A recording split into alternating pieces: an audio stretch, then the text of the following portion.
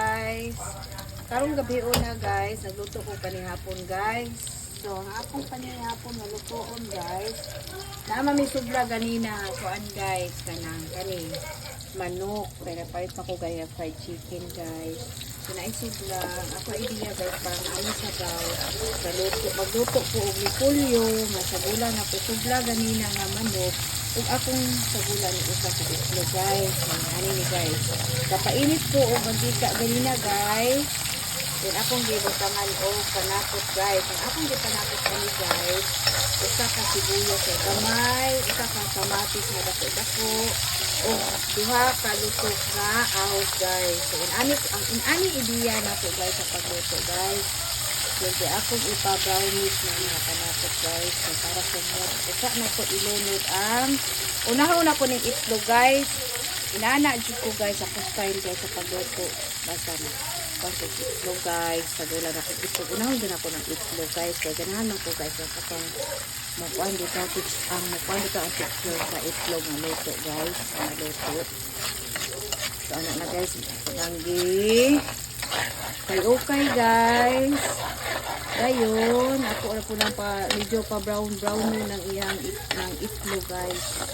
Ako pa brown.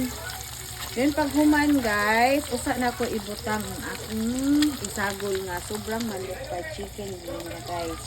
Ko isagol ibutang guys. Siya. Balong-balong po kumuluto guys kaya kana magitong gawang uban ko ko papa sa unang mangluluto guys. Pero siyempre na nga luto guys. So kani guys, imikos-mikos na guys, mikos-mikos. Guys, na siya guys. Then pag human guys na kay luto naman daan ng fried chicken guys, anyway, di na ako na idugay diri guys. Kuan painit ng akong gisagol nga fried chicken. So ako na siyang butangan og gamayng bitsin guys. Pamagwa ko bitsin guys. Bitsin guys. Butangan ako, timplahan ako daan na gamay bitsin guys, gamay bitsin. Dayon, ukayo na ko. Kaya nahinayan ako ng one guys, may angay guys kung mo action siya mala sa matuta guys, kay mapait. Kasi siyang ukay guys. Kita mo kung mga mama guys. Ginangnan dyan guys, kabalo pang mo, one guys ba. Mo huna-huna guys. Una o kung sa'y maayong isabaw sa kaon. So pag kumana ko, butangan ako ito gamay kuan guys, bitsin. Usa na ko siya butangan. Oh, gamay nga, patis. Inana ko guys. Yung kamo guys, dili inaani yung style nga pagluto. Lain-lain yung style nga sa pagluto guys. Yan yung punay ako guys. Kana pag human ana guys, usa na ko ibutang ang akong cabbage nga masustansya cabbage. Kung kamo po guys, kung magluto gay mo cabbage guys, na ako koy tips na po guys.